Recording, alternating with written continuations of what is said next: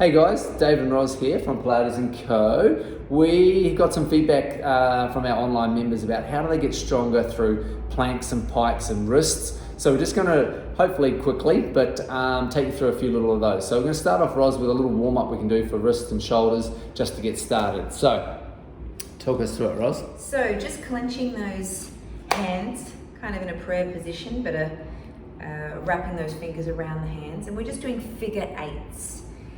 Figure eights in both direction. So you can just switch it up a little bit. So you can see that I'm doing that nice little figure eight with my hands. And circles, we all kind of do those ones in class. Both directions. Obviously, if we're doing gripping of the hands, we want to be getting those fingers, and you can also feel that right through the forearm as we do fast jazz hands and slow jazz hands. Those are a couple of my kind of go-tos. We can move in the opposite directions to what we normally are planking in. So holding that, clenching the fist, you may have seen me do that one down on the floor. Okay. And really it's repetition that's going to make this better for you. So it's practice makes better perfect, if you like. You've got to try to get more load into those wrists. So warming them up is key. What about our shoulders, Roz? Yeah, look, through the shoulders, one of the ones that I really love to do that has been a go-to for me, especially over the last 2 years in Singapore, that I learnt from one of my mentors over there, was coming into two knuckles, two clenched fists, bringing them right in line with the spine, but up nice and high between the shoulder blades, and trying to keep your elbows still. Okay, so that's your goal, elbows still as you draw a square with those shoulders.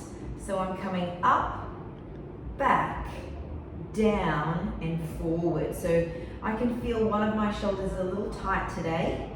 So this helps those shoulders get a little bit more mobility, and then I reverse that square the other way. So you're looking at like 10 in each direction, not fast, big circles. We're talking about a square and trying to define that square as you draw it with those shoulders. So one of the key things in Pilates we always talk about is preparation, okay? So that's our preparation to then go and do the movement, right? So we're talking about planking and piking where you're down on that sort of all fours position, but you don't always have to be on the ground. So we can start on the wall, and we've got some exercises that are going to build up again that wrist strength to load. So let's have a look at those, Roz, to start.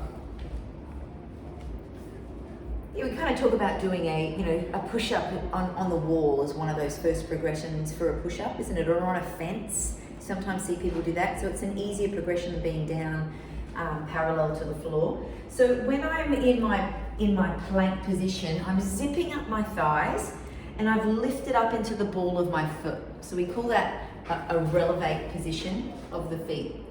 I'm treating those legs as one leg really. We're not splitting, and our hand is in line with our shoulder. Okay, so holding in that position, drawing up through the pelvic floor so you feel strong through the core, and glutes are firing, quads are firing. Okay, so our first little wrist strengthener is just lowering those elbows down to the wall and lifting back up. So if you can see what's happening on my wrist joint, okay, we're lowering and lifting. So I can feel a little bit of work going on right through my core and warming up through those wrists. The second part is coming up to first joint on my hand, back down. So first joint and back down. So just keep the arm straight. And then the last one is coming up to the balls of the fingers and back down. Balls of the fingers. Try to keep all 5 fingers on the wall, because what tends to happen is you want to lift the pinky and the thumb. But see if you can get up and back down. So the great thing, sorry to jump in here, the great thing about these 3 exercises, sorry, keep going, Roz, is Roz is in that plank position all the time, okay? So her thighs are zipped up, the front of her kneecaps are pulled so that our quads are engaged, okay? So all around here, if you can see with my filming, that's tight for Roz, okay? I can touch her bum because I'm allowed as her husband. but that's tight as well. We're tight, we're sucked up through here, as Raf would say. So you're actually improving your plank here, standing, and then getting the wrist strength that we need to be able to do it when you're lying on the ground. Fantastic. Working through that forearm as well. And just a nice little bit of massage through that forearm always helps as well. It's almost like moving the fascia and the ligaments and just, giving that vibration through that forearm. Yeah, hydration we call it, through the muscles. Like, you drink water to be hydrated, but if we're not massaging that through some of our muscles, ligaments and tendons, it doesn't actually get to the points that we need it. Okay, so great way to get those wrists stronger. The next point is about timing. How long do you spend? And you see there's world records about how long someone can stay on a plank. Ignore all that rubbish, okay? Planking, if you do it right, should be hard for 5 seconds, 10 seconds, when you've got all of those muscles engaged and you're holding it. So what I'd be suggesting is that you repeat short bursts of that. You do it, you make sure that everything's zipped up and all of those muscles are firm and you're holding straight and strong, and then you have a little break, and then you repeat that, or you try and do more and more sets. So if you could do 10 seconds 4 times, next time you might try 5 times. Or instead of doing it for 10 seconds, you might go to 12 seconds, okay? You might alternate by being on your elbows or up on your hands, just to give you that break. And really important, side planks as well, okay? Both on your elbow and on your hand as well is something to consider. And again, if you've got a little box or a bed, changing that angle so you're not as low on the ground is going to make it easier and a way for you to progress through in these exercises. The last question that we will quickly address here is about piking and knee tucks.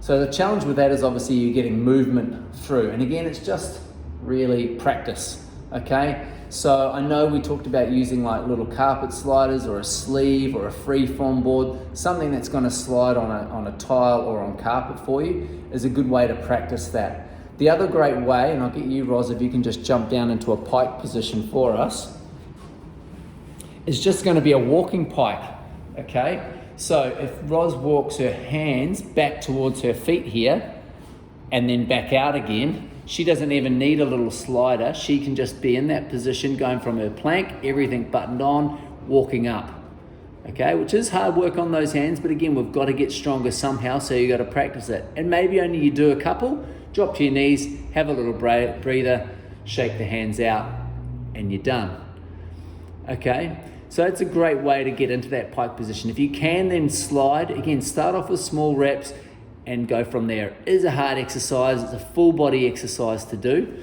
That's going to be the biggest tip that I can give you, is to break it down, start off with smaller movements, okay? One of my tips for, say, knee tucks would be a wider stance as well. So just you're taking those feet wide on the mat and just doing one leg at a time. Just repeating that one leg, okay? And then changing sides. So even if you just do 2 or 3 and then have a rest, stretch back, and then repeat in 2 or 3. Great stuff. All right, well, look, really hope that that's been something that you guys can practice at home if you want to work on your planks or can think about it. The key thing with that plank is to make sure you are engaged. So an example like Roz just gave them with bringing a single leg up is making sure we don't push our hips out to the side or lose our balance. We've got to always think that our plank is a straight line and that muscles need to be firing and engaged to hold that position. All right, if you've got any other questions or tips that you'd love us to try and break down and share with you guys, please feel free to post and ask, and I hope this has been helpful. Thanks, guys. Bye.